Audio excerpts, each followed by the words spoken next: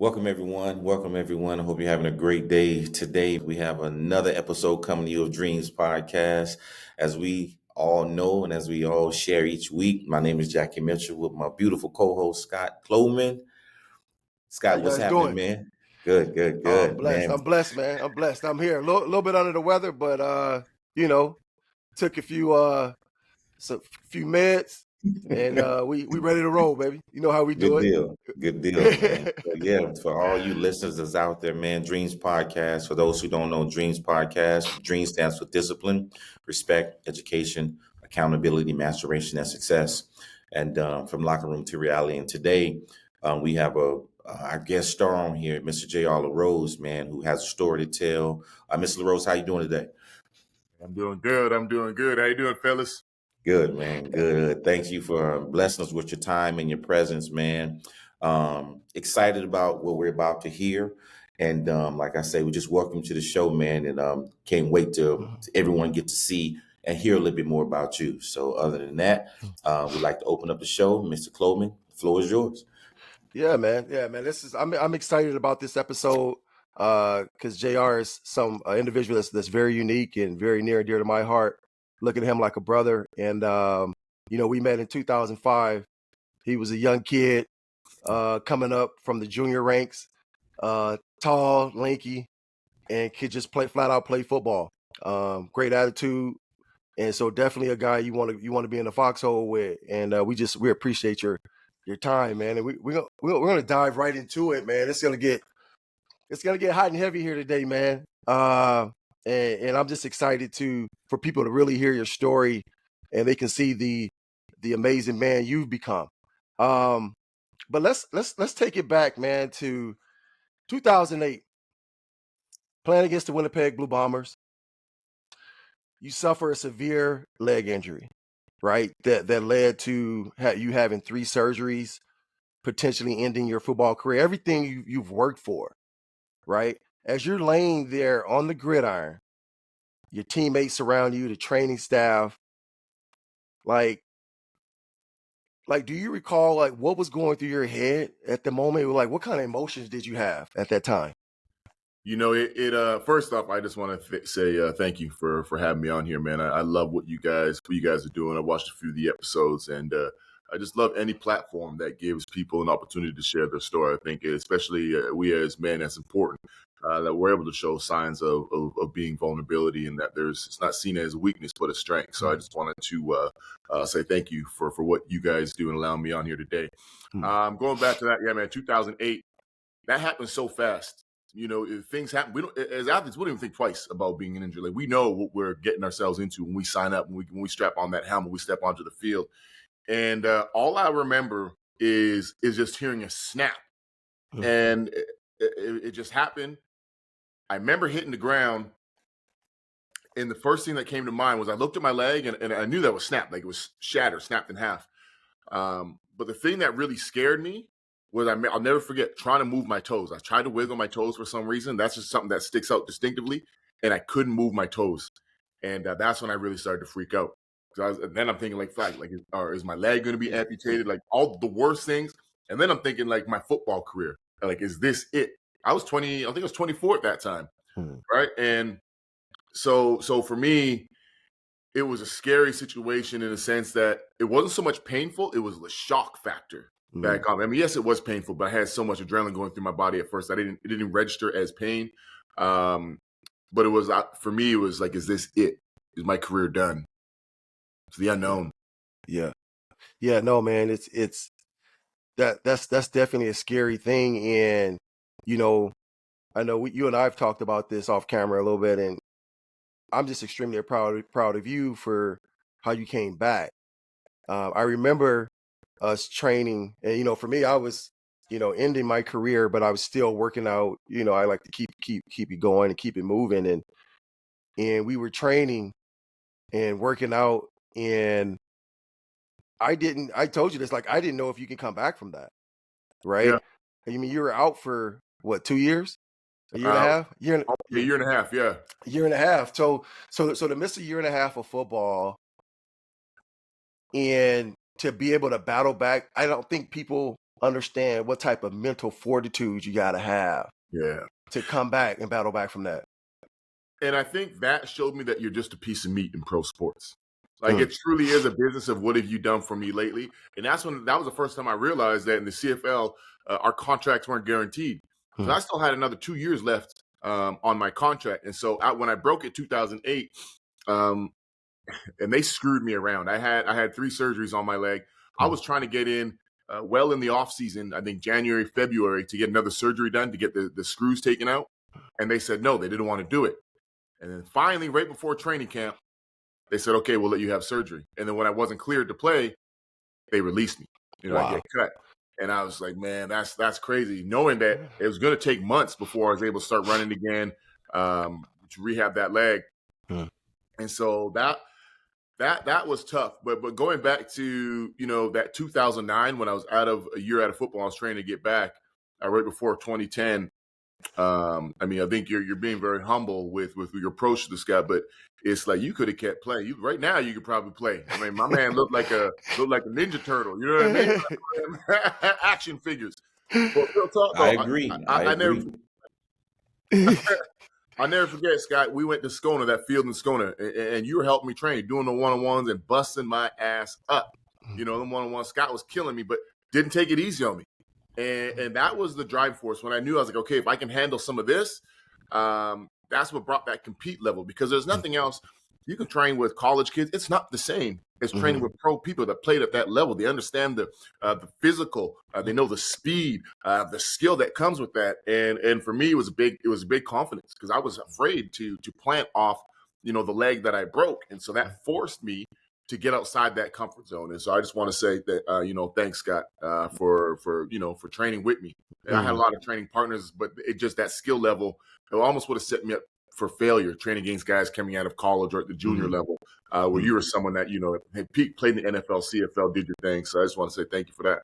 No, man, it was a pleasure, man. It was a pleasure, watching you get back on the field, because, I felt like I was a part of that journey, and being able to kind of watch you, flourish and get back into the starting lineup and win a Grey Cup.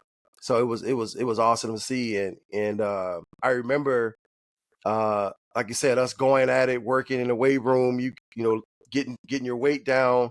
And I remember you he like, hey, Jack, I always tease Jackie. He got up to about, I'll never forget this. Edmonton had played BC, and Barry Miles was coaching at that point. If I believe he had just started coaching for BC, and JR was talking about, making a comeback. And I don't know if you remember this, JR. And he's like, and Barry Miles said, "What position you gonna play?" He said, "DB." He laughed. He laughed. He said he laughed and said, you better think about coming back as a linebacker. And he laughed, and it was, I don't know, for me, because we were training, it even though it wasn't me, it lit a fire under me as well for you, because I'm like, huh? And I remember, so JR and I are driving. I was dropping him, getting ready to drop him off at home, and he's gonna he wanted some McDonald's, and I'm like, no, man. I said, no, we ain't stopping at no McDonald's. And he was like, come on, man. And I was like, no, you got to get right. No. And so, but no, it's just always, like you said, the sweetest revenge is success, Absolutely. And so, yeah, I remember that, bro. I do. I remember that. Baron saying that we watched them play. And that was something I think people don't realize. Like I had struggles with my weight once I got to a certain. So even to go back a little bit further, this kind of maybe going a little rabbit trail, but 2008, when the year I got hurt, actually, or no, maybe it was 2007. I think it was 2007. I got introduced to steroids, man, and it was one of the other veterans on the team. He was like, no, it was my second year, so no, it was 2006, and they're like, hey, Rook, you want to get big? And I was like, I was, me, Scott, when I came to Edmonton, I was skinny, boy. I was long, lanky. Yeah. And so I was like, of course, who doesn't want to get big? Well, I went from 190 pounds to 218 pounds in like a month and a half. Damn. 2 months. Yeah, bro. It was like I had dieseled, but I was too big. I played safety. Yeah. But then after that, like I was never able to get below, 210. I starved myself to try and get to 208. So Yeah. going into after, I remember talking, I remember Barron saying that. But when I had the open trial in April 2010 with Edmonton. I killed it, man. I was crushing them. Yeah, that's when I knew you were ready. Yeah. I knew you were ready. They didn't want to bring me back. I was 30 when I went to that, but I was in shape. Yeah. I just wasn't game. Like I needed to trim some more fat off, but I was still like decent shape. So then I went to BC, same thing, 230. And I ran. It was like 4.58. I ran at that weight. But they're like, you're too big. And so I had to. But that's when I realized how much the steroids made an impact, because I cut that stuff cold turkey back in 2000, maybe it was 2007 or 6, whenever it was. And so it messed up my my hormones, like my test levels dropped. Yeah. Because I was pumping so much in, my natural levels just stopped. And so you start producing estrogen. Now you're getting all this fat storage. And I think a lot of people don't realize, like, when they're starting to try and take performance enhancement stuff, and that really messed me up for years. But going back to what we're talking about, the weight thing, I just, my body, my frame, I don't know if I just started to mature into the frame a little bit more, but I'd never been able to get below 2,000 or 210 pounds. And so when I went to BC, when I signed with BC, they had a weight clause in my contract that I had to show up at a certain weight. And so every day, them mugs, man, they made me in at camp, bro. I was in there with the whole lineman, bro. I swear to God, bro. Hey, my nickname was Tonto. Bro, I try and skip that damn thing, man. They have the whole lineman. Hey, Tonto, come on. Come get this weight check. Oh, man, I used to hate it, boy. Oh, man. And you can't cheat. Yeah. You got to be, for sure, man. That's crazy. Hey, you know what's crazy, though? I was so worried because I love football, right? Like all of us, that was our everything growing up. Yeah. But when I signed with BC, I had a bonus, but I had to make sure I made weight. And I think I was like 1 pound or 2 pounds over. And so I came up to BC early, where I was in that steam room sweating, trying to get it out. I remember I took one of the, what's that thing called? It's like a laxative, but it was suppository or something like that. Oh, yeah, suppository, I took one of them the night before. I weighed in, I was like 1 pound over. I remember I damn near cried to that trainer. I said, bro, you got to look. I need this. Like, I got rid of my house in Edmonton too, bro. I was like, now it's like my family is depending on this. I need this money. And I didn't have Wally at the time either, right? So bro, I'm like, man, like, look, like we laugh about it now. Me and the trainer, the old trainer, Billy Rochelle is his name. But I was like, this is it. Like, I don't have anything to go back to in Edmonton. Like, our house is gone, sold. And so, he was cool. But yeah, man. Showed you some love. Yeah, he did. Yeah. Crazy, bro. Go ahead, Jackie. Man, this is getting deep already. Go ahead, Jackie. I'm gonna let you chime in on this. You was about to say. I knew you was about to say. That's suppository. That's beautiful. Hey, because my mom was a pharmacist, so when I was a kid, I get constipated. She put that old thing up there, bro. Bro, hey man, that's part of it. But the greatest thing, man, about that story, JR, is like you understood there was no going back. You see what I'm saying? Like when you told that trainer, you was like, man, I got nothing to go back to. And I think, like you said, as a man, you're talking, you looking that man in the eye, he was like, yeah, he really needs this. Boom. And that's grace, man. That's grace. So congratulations. And whoever that gentleman is, I say congratulations to him, because that changes the trajectory of your life right there. Yeah. We're not having this conversation if you don't make that weight. You see what I'm saying? And just to battle back from that injury, man, congratulations on that as well, man. Congratulations on that. And it's crazy because it kind of segue into, the next thing is like knowing how you played at Edmonton with the injury, going to BC, going to Winnipeg. The great thing about all of this is that you've won a championship at every level.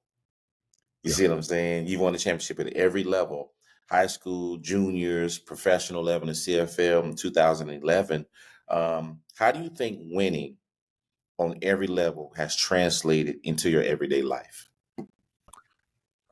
I think for me, it's it's having that. I talk about all the time. It's having that like warrior mentality. And for me, it's playing for somebody. And for me, it's like I play for my mom, my late sister, and a little backstory on that, why that's so important. Like my mom was part of the residential school, so I don't know what it is in the States, but in Canada, kids from indigenous communities were taken, and the amount of abuse that happened to my mom by the priests, the nuns in this place while she was a young kid.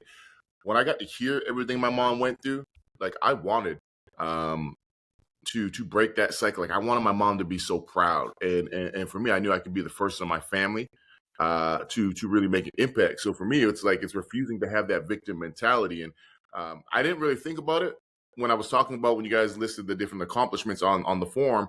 I was like, man, like I had won a championship every level I played at, and even coached at. I've won a provincial or national or professional championship, and so for me, it's like digging deep, and my whole life story is overcoming adversity. But the biggest thing is like not allowing your situation to become your excuse. I think when push comes to shove, so many of us will have a victim mentality and think of reasons to want to quit or want to give up. And so for me, football, I just played. I was an angry person, man. I played angry. I was abused as a kid, so I used that as fuel. And I kind of forgot what the question was. I was kind of going all over the place with it, but what was your question again?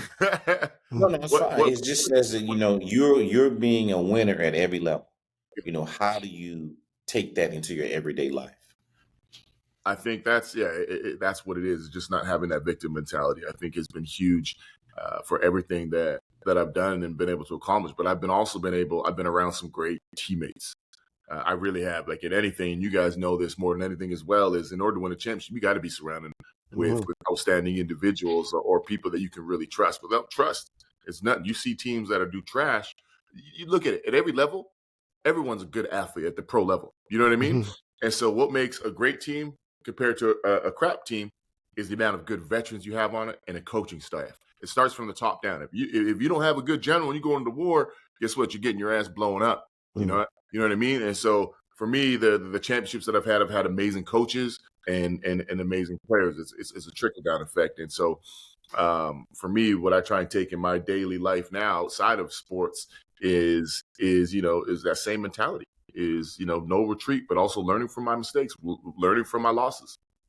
Yeah, that's awesome, man. Like they say, man, winners win and losers lose, and there's no way to explain that. It's just some people have it and some people don't.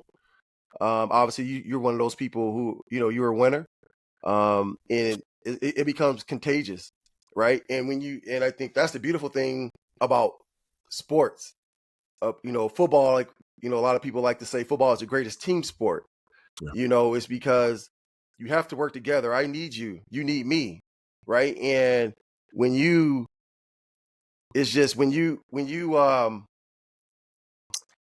learn how to win and you consistently do it, you just figure it out. That's all It goes back to, Jackie and I've had conversations where it was similar to your story where he didn't have anything to go back to. And he figured it out because he's a winner. You see what I'm saying? And it's just, guys, people just figure it out, man. If you're a winner, and that's where, because you've overcome so much playing sports, winning, you learn how to win in life. And that's a lot of people who run in Fortune 500 companies and things of that nature. First thing they say, hey, did you play sports? You see what I'm saying? Because they know, and they want to know your background. Like, what did you do? Were you around? When did you win? Because they know there's something special about an individual who's a part of something. People who continue to win, right? So no, man, that's awesome, man. And so, leading to this, going into a different direction. I was doing a little bit of research here, and your father gets deported back to Nigeria, and that's probably why you and I all here. I did one of those ancestors tests. I'm 51% Nigerian. So. Oh, my brother. My brother. You know Yeah. my father. I'm Yes, looking for my yes. Yeah. Yeah.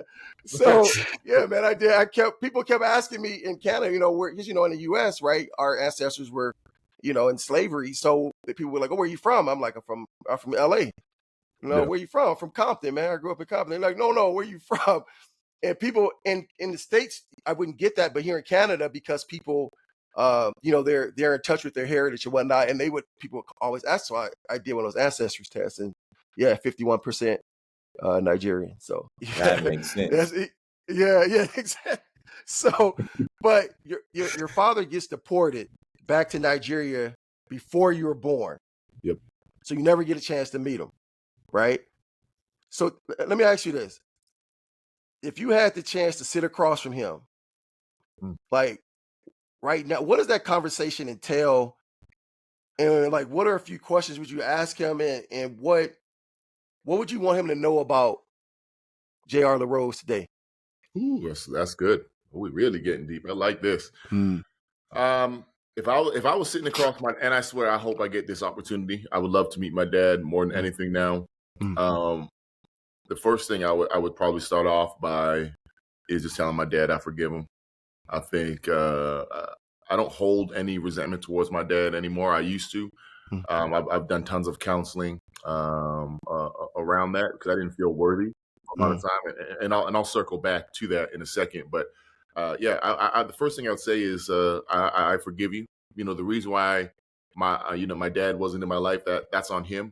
That's for him to figure out or explain to me if he gets to that. But that's not my situation anymore. He's got to live with that. I think my dad's missed out on the man that I've become, but I'm also blessed because I have my dad's genetics. I know I do. And my dad genetically played a big part in who I am. Like I have pictures of my dad. I look like my dad, to a T. He's just obviously a little bit darker than me. And so I'm grateful for that. My first name is Alozi. I'm named after my mom named me after my dad. I've named one of my kids after me to keep that name going, even though my dad's never been a part of my life. So yeah, the first one wouldn't be a question. It'd just be a statement like, I forgive you and I love you. That'd be the other one because it's like, that is like, I think when we look at, well, what is love? It's, for me, it's, I want to be able to lead with, compassion, have some sort of compassion towards, because I couldn't imagine having a kid out there and not being a part of his life. And I know so many people have done that, but for me, I just couldn't live with that type of guilt. So I'm sure he's living there. Maybe he hasn't, but that's on my dad. That's not my burden to carry anymore. And then the other one would be, I would just ask him about, him. It wouldn't be anything about me. I just want to know about my dad. Like, where did you grow up? How many brothers and sisters do I have? Stuff like that. So I think those would be the questions. It'd be like, I just try to find out, where you grew up at and stuff like that, and try and start a relationship. Have you ever attempted to reach out to him at all? Man, I hit up Oprah a couple times, man. I'm still waiting to hear back. No, I'm just joking. But See how me going. no, I'm like this. no, I've tried to like Google his name, stuff like that. The U of A has records, I believe, but that was so long ago. I would like to actually try and look that up and try and find out where he's at. But yeah, no, I haven't like tried other than like Googling his name and stuff like that. The problem is, man, there's so many damn Nigerian scammers out there. No offense to my Nigerian brothers and sisters out there, but we known for these Facebook scammers, right? So I won't be out there getting scammed either trying to find my dad. Yeah, for sure. Definitely. Yeah, send me 200 and we can get him. Yeah, right. We can get him for you. Yeah. Oh, No, shoot, that's man. solid, man. And JR, man, I thank you for that. And your words, man, that's powerful, man. As you opened your statement, most people will carry that anger and angst. You see what I'm saying? Most people will be, man, this. So just to know at this moment that you're speaking, you're in a healing space. That's important, man. So I congratulate you for that, man. Congratulations on getting there. And also, man, when you say you're not worthy, like the impact of those words, but you're still able to show up every day for your kids. That's Mm. powerful, man. Even with the absenteeism, you see what I'm saying? That's powerful. You're I gonna say appreciate something. it. It's going back to that. It's one thing I learned in counseling. Like one of my downfalls is I would self-sabotage relationships because I didn't feel I was worthy to deserving to have these things in my life. And but then what that stemmed to, the root issue was as a kid, as I'm opening up about my childhood to my therapist, is start talking about my dad. And I remember a kid, I used to think to myself, because I always wanted to have a dad. I wanted somebody that I could call dad. But what I thought to myself at a young age was, if I was a good enough athlete, if I became the best basketball player, volleyball, I didn't start playing football until I was 15. If I became one of the best athletes on the team, maybe that'll be enough for my dad to come into my life. Maybe he'll just show up at my school. Because I didn't understand, how far Nigeria was at the time. I thought it was just like next door or something. He'll just come in and show up. So, but for years, like even to this day, like when I'm speaking in gymnasiums and stuff, and I hear those doors open up, the gymnasium doors, it brings me back to that childhood thinking, like, this will be the day my dad shows up. I'm 40 years old. I know that day ain't happening. But we talk about the traumas, and I tell people this all the time. When we don't deal with our childhood traumas, it now manifests in our life, and it starts to impact the people closest to us. And for me, that was my family, different business relationships that I would, just tarnish because I didn't feel like I was worthy to have that type of love, and I didn't want to be able to show that type of vulnerability because I was afraid if I let people in, they could now hurt me how my father hurt me, and I didn't realize that. And so that's when I talk about not feeling worthy. It stemmed from childhood, and I didn't realize how much I had an impact in my life up until recently, just over a year and a half ago when I started going to counseling. It's now changed my life, but it's also got me to a point now where I'm able to say, like, I love you, Dad, even though I still haven't met my dad, but for me to meet him, that's what I would say. I love you, because I don't want to bring any shame to my father, because that's his. Like I said earlier, he's got to bear that. He's got to carry it. That's on him. It's not my job to be like, you should have been here for me. Blah blah blah blah blah. I don't know the situation. Maybe he had. I know he has a family. He was married. You know what I mean? And for him, it's like maybe he just wanted to step up to it. He wanted to avoid conflict. The easiest thing was to leave. Whatever it was, that's on my dad. For me, there's no more ill will. But my father being absent, it's made me a better man today. Like I show up for my kids. I love my kids to death. I'll always be there. They'll always know who Dad is. Man, hey, brother, and I take That's my hat powerful. off to you, man. Yeah, I take my hat off to you. Also with the therapy and the counseling, because we're tough. We're football players. We are warriors, as you say, but we hurt too. So, Yep. man, congratulations, and continue your journey in that, man, and continue that healing process.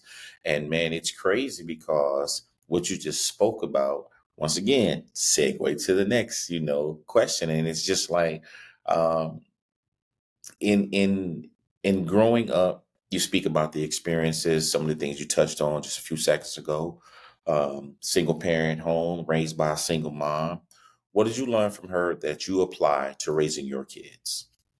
So that's another tough one. That's another tough one as well. I think there aren't too many memories that I have of my mom. Really, my mom. So my mom struggled with addiction for many years of her life. She was a drug addict.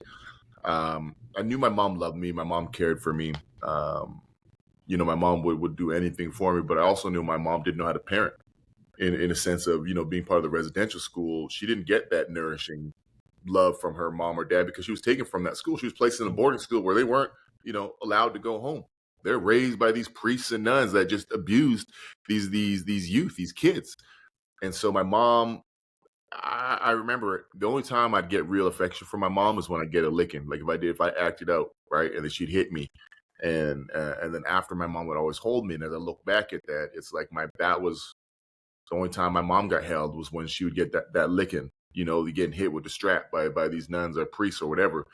And so going back to, I think, my mom, for me, it's one, I had an understanding of everything my mom went through at the residential school. I just wanted to make my mom proud more than anything. And it's again, leading with compassion and being empathetic. I think our parents have sacrificed so much for us. And my mom brought me into this world, right? She could have had an abortion, but she brought me into this world and gave me an opportunity with the best that she had. And yes, she struggled, but I am who I am today because of my mom. Mhm.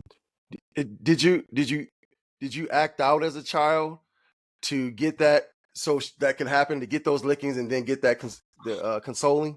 Nah, I didn't act out to get them lickings. I'll tell you that, boy. Look, my mom was rank with it, man. She'd take that belt off and people just start swinging, boy. Yeah. So I didn't act out for that, but I acted out for attention. Like at school, I would act out. I'd try and be a classroom clown, especially if I had like male teachers, because I wanted some sort of like that attention that I wasn't getting, that I was starving for. But other than that, no, I never really acted out at home. But what, like, I knew, and it's kind of crazy to say this, but like when my mom was drinking, it was like she was almost a better parent. That's when there was like love. So it's crazy, man. Like, I never speak bad about my mom, but this is just my reality of it. But I remember going into the fridge, and when I'd see a big bear in the fridge, one of them little 40s, I knew it was. I could ask my mom to have a sleepover, friends over, or I could go somewhere because I knew she was going to be in a good mood. And that's when I seen love. Yeah, really, right? When my mom was either under the influence of drugs or drinking, that's when she showed affection. But I think because she was numb to everything that had happened to her prior. Yeah. No, that's deep, man.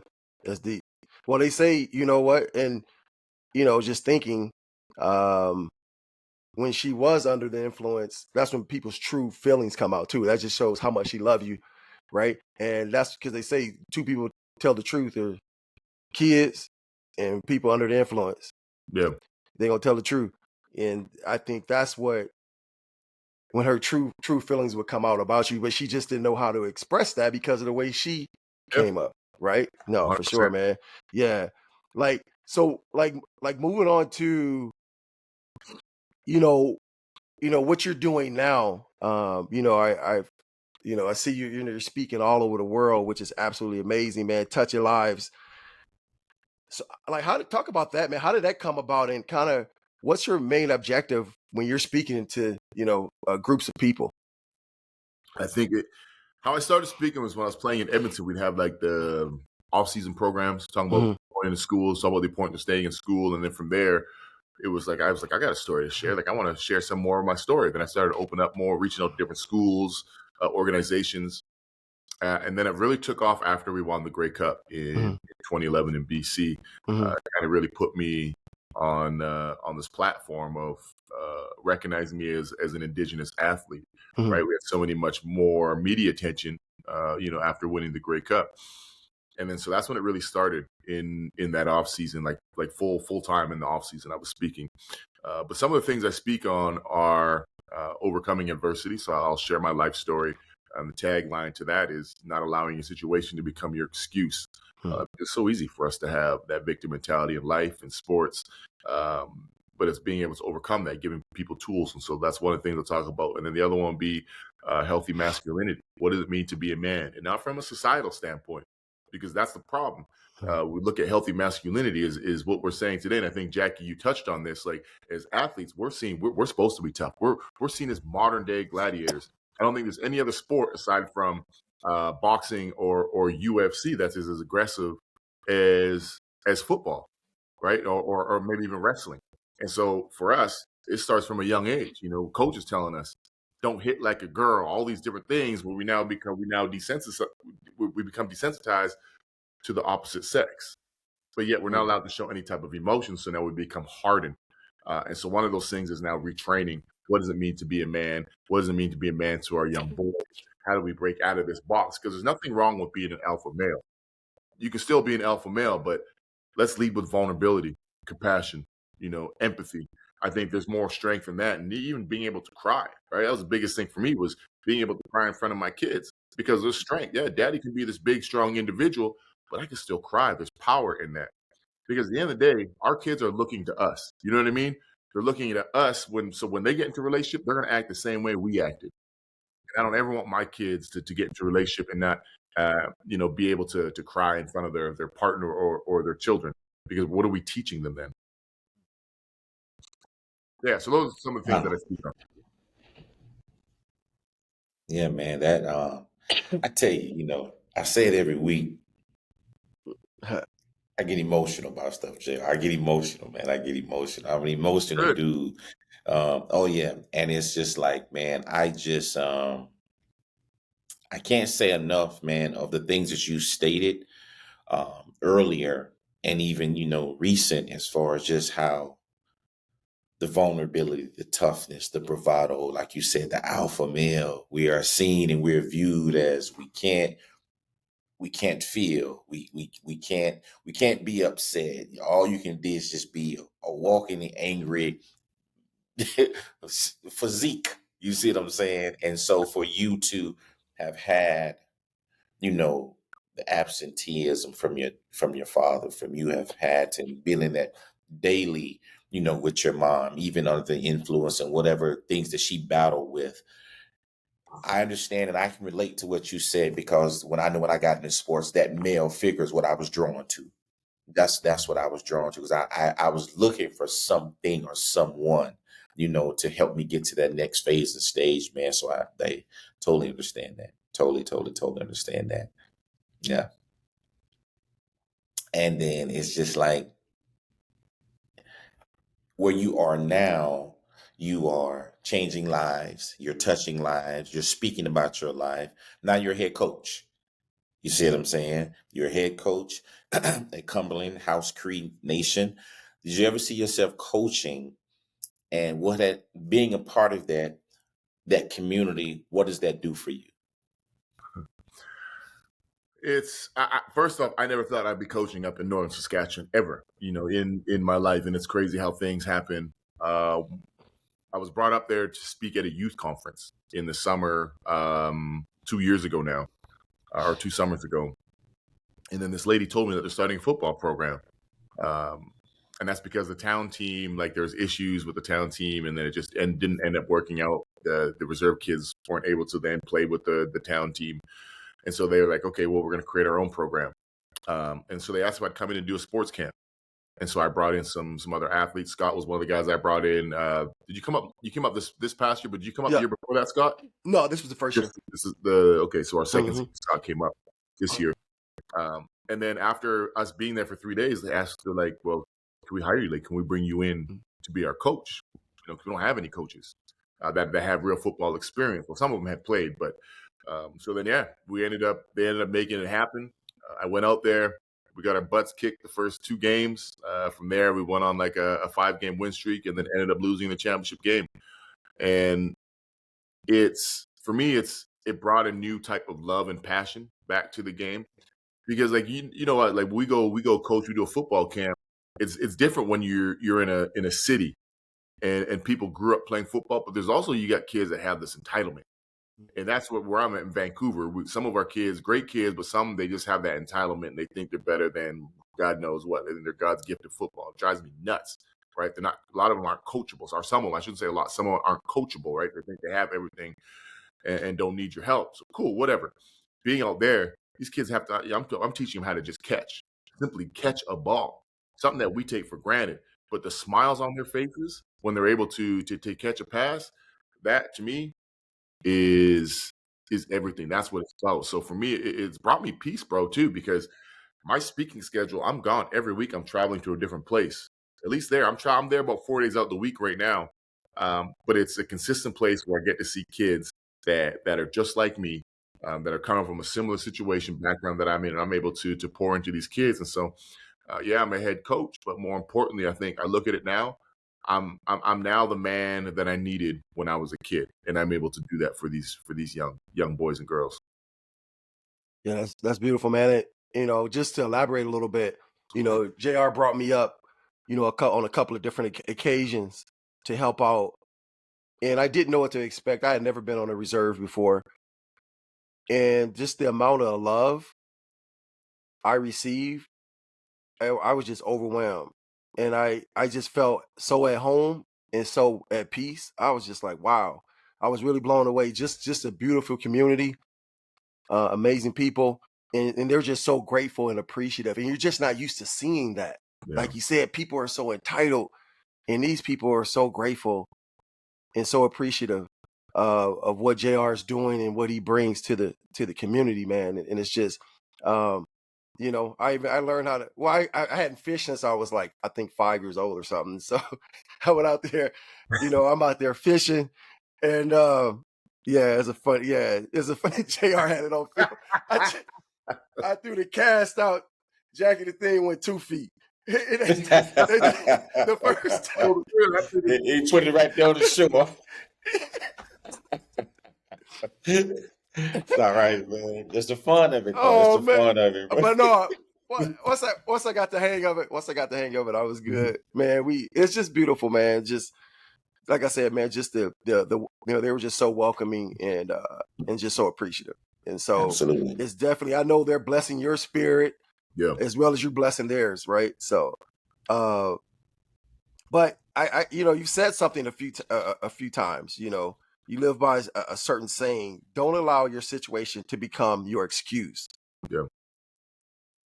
What does that statement mean to you? I think it's so easy for us, and especially in today's day and age, man, to have that victim mentality on things. Like it's, regardless of your upbringing, right? Life will slap every single one of us in the face, and it's so easy. A simple task where, you know, it's you have an assignment due, or you got something to do for work, but then you get a flat tire. You're like, oh, you know what? I'm not going to go into work now because I got a flat tire. Well, that's an excuse. And the more times we allow ourselves to make these excuses, all we're doing is enabling us to fail. It's a crutch. And so for me, it's when I say don't allow your situation, all of us will have situations on a daily basis. Yeah. And if you continue to allow that situation, whatever it is, to be your excuse on why you can't complete this task, well, then you always have that victim mentality. And for me, it's, well, how do we now remove that victim mentality? It's when things come up, it's like, well, let's find solutions. And so that's what it means for me is not having that victim mentality, being able to find solutions, not taking no for an answer. But that's also something that I've had to learn. I think, Jackie, you asked it, or Scott, you might have asked it earlier on. I broke my leg in 2008, but I broke it again in 2010. My first year back. So after I signed with BC towards the end of the season, I did the same thing, broke it again, dislocated my ankle. I was told, you know, my career was going to be done. I came back 6 months later, running full speed. They brought me back in, you know, and then we ended up winning Grey Cup in 2011.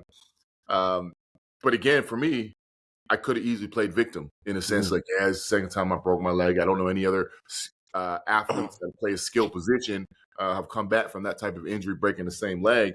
And for me, it's, I'm huge on this, fellas. Like, I'm huge on showing or leading by example. And having 2 young boys, they were looking at their dad like, are we retiring? Yeah, are you retiring, Dad? And for me, it's like, I could have just been like, you know what? Yeah, I'm going to retire. This is it. I don't know anyone that's come back from this type of injury. Or I could turn it into like a teaching moment where, look, life's going to slap you in the face as you get older. Don't let that be a crutch. And so I remember I told my kids, it's like, Daddy's going to make a comeback.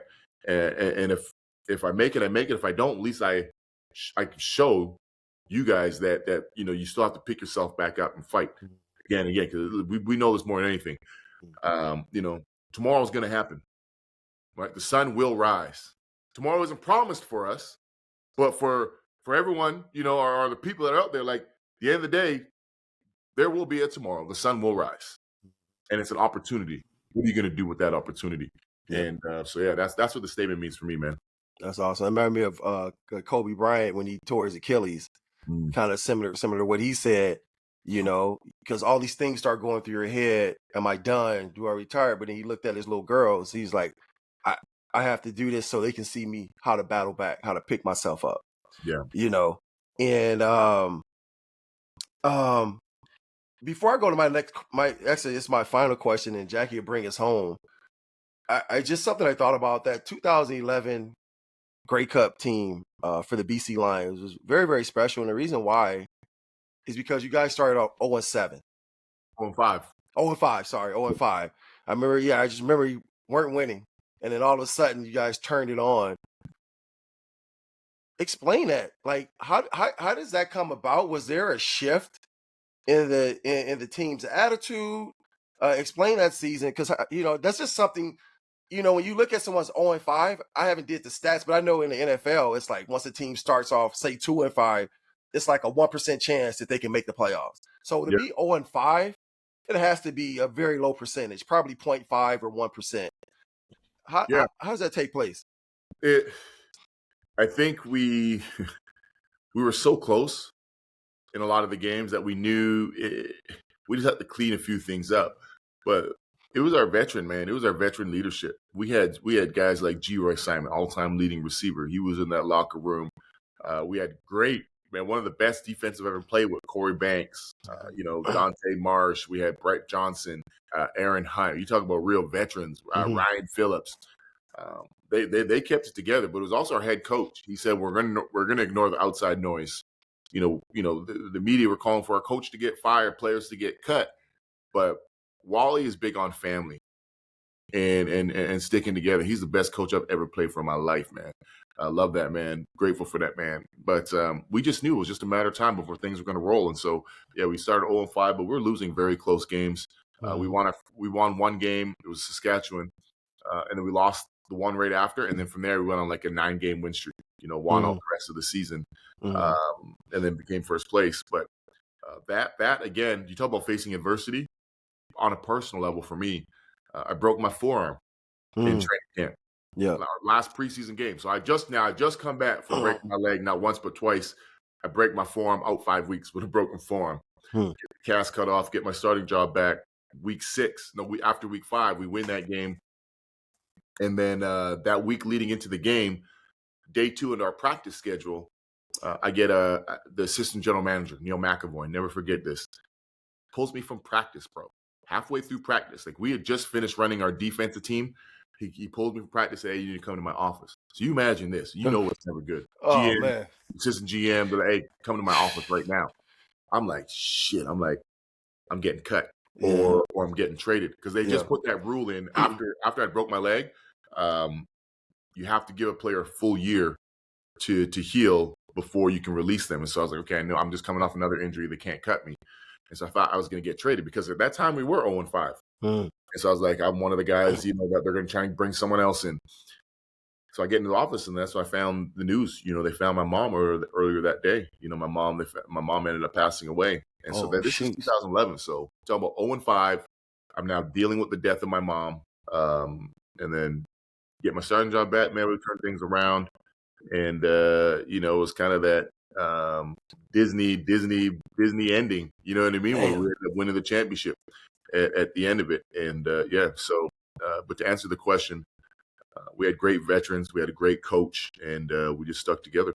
Yeah, that was an emotional roller coaster. I can imagine.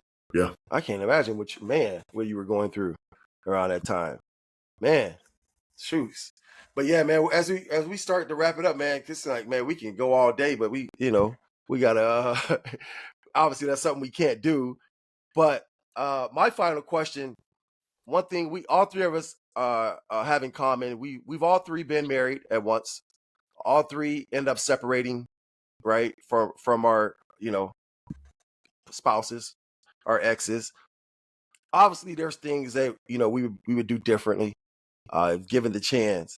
What advice would you give a young professional athlete who's thinking about getting ready to propose to his partner or her partner, and getting married? Man, you got to heal. You got to heal those past demons, because if you don't, like I said, if you don't tackle your trauma, your past, that'll manifest in your life one way or another, and that'll show up when times get tough. And for me, my son's mom is an absolutely amazing human being. I don't have one bad thing to say about her. She is an outstanding individual. I wouldn't be where I'm at, if it wasn't for her. Is just a super supportive person. But I brought a lot of my baggage, my damage into that relationship. And I hate that I had such an impact on someone, on such an amazing human being. But it's that's what the advice that I would give to anybody looking to start entering a relationship is heal. Work Yeah. on yourself first. Yeah. Otherwise, you're just bringing baggage into another relationship. And it's a definition, it's like, what's the saying? Definition of insanity is trying Insanity. to Do do the the same. same thing. Doing You're the doing the same same thing thing, over and over, over and expecting Yeah. a over. different result. Yeah. And, Yeah. and the result will remain the same if you don't change, if you don't Yeah. heal the wounds. Because we Yeah. don't heal our wounds, we try and distract ourselves. All we do is putting a Band-Aid on an open wound. And that Band-Aid will eventually fall off. Yeah. Yeah. No, definitely. People leave one relationship and they think like, oh, if I get into this relationship, I'm going to be happy. But no, that's just temporary. You said that's a Band-Aid. You Yeah. have to heal. You have to heal first. Yeah. Work on yourself first. It's like on the airplane. Something goes wrong. Yeah. Take care of yourself. You got to put your mask on first before you put on anybody else's. Yeah. So yeah, no. And I'll just say one thing, like since that, bro, since I've been doing this counseling, it's changed my life completely. Like I think it brought me and my son's mom even closer to this day now. Because I'm able to show a level of vulnerability to her. Mhm. But I think healing it's changed my life, bro. Financially, my relationship with my kids, my business has all flourished, and that's a testament to like I am worthy now. I talked about how I didn't feel worthy. I know I'm worthy of love. I'm worthy to be very successful. I'm worthy to be an amazing father. I'm worthy to be loved. But I wouldn't get to that point if I wouldn't have done that healing. Yeah, they say success leaves clues. I said that in one of our other episodes, and what we're starting to see is strong men like yourself going and getting therapy, and how much it's helping them. And they talked about how much they're flourishing now. Yeah. And so, and that's one thing I love about doing this, because I've never did one-on-one therapy, and it's something I've thought about. And so after participating in this episode, this is something I think I need to not think I know I need to do. Right. So thank you for that, for inspiring me to take that leap for sure. Yeah. Much respect. Do it, brother. Do it. You owe it to yourself. You owe it to yourself. No. Yeah.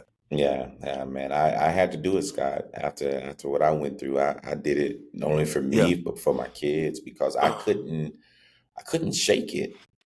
I really, really couldn't shake it, because it's like you're in quicksand. And if you don't find a way to help yourself out of that, you just boom, boom, boom, boom. And it's as JR said, man, I felt exposed.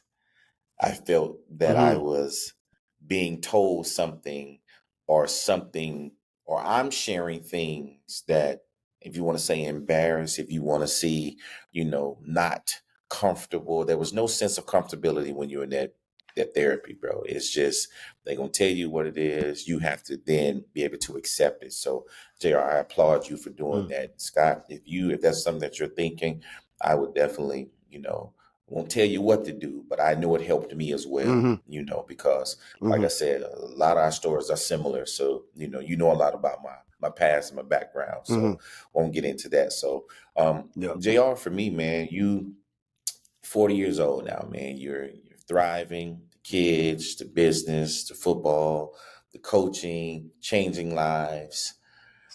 Now, what would you say to the 23-year-old J.R. LaRose? What does that conversation consist of, and what advice would you give him?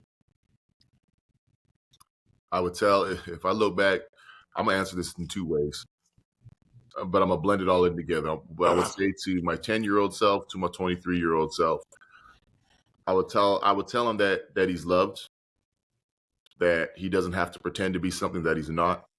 I think for far too long, I lived in this mask that I needed to portray a certain image in order to be accepted by society.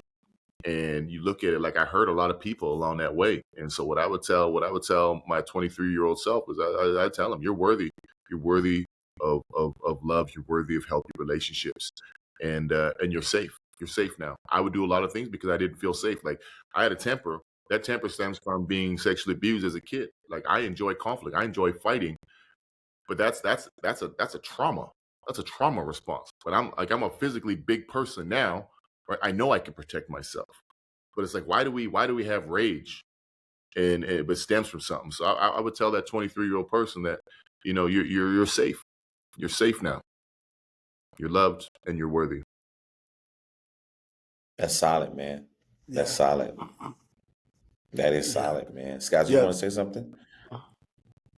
No, man. I just, Okay. obviously I think people should definitely continue to follow JR's story. Where can they reach out to you or find you on social media? Yeah, Instagram, man, just jr.LaRose. I use Facebook as well. And those are two main things. I'm not really big on the Twitter or X, whatever it's called now. Mm-hmm. But that's it. Really just Instagram or Facebook. Follow me on that. Yeah, no, definitely, man. People should definitely follow you and get in, to get inspired. Obviously they'll see some of your speeches and some of the lives you're touching, and it's going to inspire other lives, right? And before I turn it over to Jackie to wrap it up, man, I just want to thank you for blessing us with your time. Obviously, especially during the season, your time is very, very limited, very, very valuable. We appreciate you coming on, man, and opening up, and it's going to help some people. I have no doubt about that. It's definitely going to help some people. And from me to you, man, thank you. I love you, and we appreciate you coming on, man. I appreciate it, man. All love, man. Love you too. Man. Hey, man, I just met you. I've heard about you, but I'm inspired and I'm moved. I really, really am, JR, and that's not a facade for me. Um, and your saying is so true, man. Stop making excuses. There's just no room for it because the world's going to keep going. Like you say, the sun's going to keep coming up no matter where you are. But man, I commend you. I applaud you and I honor everything that you said today because that's what being a man is, being accountable, not making excuses, taking care of their family. First off, taking care of themselves so they can take care of their families. And for you to understand the route that you had to go to take care of you, to be a better you for the rest of your family, to change that lineage, that generational lineage, as you said, the first one to do this, the first one to show up, the first one to make something of themselves, man. I just applaud you. I really, really applaud you, man. And I thank you for your words. I thank you for your vulnerability. I really, believe it or not, the most powerful thing that I get from this is there's not one person who watches this interview can say, I can't do it. That's what you give, man. You give the power of ability to perform, the ability to show up, the ability to not quit. And that's a discernment and a spirit that, God has gifted you with. And man, that's powerful, man. Because like you say, one leg break, okay, two leg breaks, 2 leg breaks with a forearm. Damn, 2 leg break with a forearm. Then I get the news of my mom passing away. Come on, man. You could have easily threw the towel in. You could have easily threw the towel in, but every day, like you said, Scott said all the time, you get a chance and a choice, man. And so every day your feet hit the ground, you're a better you. And I just applaud you for continuing to being there for your family, for your sons, knowing the obstacles you've overcome. But like you said, you're ascending now, man, and you're in a place of serenity. You seem like you're in a place of peace, and it's no more confusion on your end because you are doing the work to be better. Man, so as Scott stated, man, I am pleased that you're here. It's been an absolute honor to have you on the show, man. Thank you for sharing. And I'll throw in my little nugget is when I played in Saskatchewan, I used to go to those reservations as well. So it was pretty cool. We used to play basketball games with them. And that's when I learned, they had their own schools, their own gas stations, they had their own everything. And it's powerful, but I couldn't understand it wasn't a lot of resources. You see what I'm saying? Yeah. And it was just kind of like, why is this happening? It's literally, Scott, well, you've been there now. It was, I don't want to sound rude, but it was almost like you're going to a third world country and it's in the same, it's in a rural area, but it's like some places didn't have lights, some didn't have running water. And I'm just kind of like, okay. But as you stated, I've never been around people who have been so kind. I've never been around people who have been so giving. They want the knowledge. They're amazed about, who you are. They wanted to learn. And it was just a fun time for me. So I did that every off season. And I also went and kind of did the same track that you did, working through Sask Energy at the time when I was in Saskatchewan. And we did a lot of pilot things for the reserve, man. So I totally understand, and I just had a heartfelt, especially for the little kids, man, because all they want is an opportunity. That's all they want. Yeah. They want an opportunity to be different. And you hit it on the head when you're seeing the abuse, and many of them did have, they drunk a lot. I noticed that a lot of the elders, they drunk a lot. Some of the kids were having kids at very young ages because there was no guidance, and but that's life. But the best thing that I can say for you is where you are now. You're able to be a voice. You're able to be a helping hand, and you're able to be a lending heart, man. So I applaud you for that, man. I just wish you nothing but the best from this day forward. So for me, to you, Scott, man, I thank you for making this interview happen. Like you spoke very highly of JR, man, and I see why. And not to the point of, like you said, it's nothing fictitious about it. Because what he shared today is monstrous. Like, it's really monstrous because think about how many children on a daily basis face what he faced, that don't have a platform, that don't have a voice, that don't have any help, that don't have anyone to say, hey, man, let's go, let's get up, let's do this. So, man, just to know where you were in that time and have this, just the mental fortitude to battle, to compete, but not only battle and compete, to win. That's solid, man. So I just thank you for the opportunity to have this chance to speak to you, to learn more about you and your journey. And man, I wish you nothing but success. So for me, that's all I got, Scott. Thank So I can talk for days, Yeah, but man. I try not to. But yeah, hey, man, from if I know we stated it a few times, but discipline, respect, education, accountability, maturation, success. That's what Dreams Podcast, it stands for. That's what Dream Podcast is all about. From the locker room to reality, from making that transition from the gridiron to the real world, and it's not an easy feat. JR has done that. He's battled and he continues to win. And so, thank you again. Hey, we're out of here. Dreams Podcast. Thank you guys for your support. Go ahead and like and subscribe, and we'll see you next time. Absolutely. Thank you much, guys. See you guys later. Awesome.